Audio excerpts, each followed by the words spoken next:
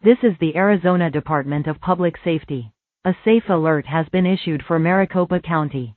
Gilbert Police Department is looking for 74-year-old Melody Ann Legue. Melody is a white female, 5 feet 3 inches tall, 120 pounds, with blonde hair and brown eyes. Melody was last seen at 1400 hours on December 26, 25 on foot near the 1100 block of East Baseline Road in Gilbert, Arizona. She was last seen wearing a blue sweatshirt, blue jeans and with a pink purse.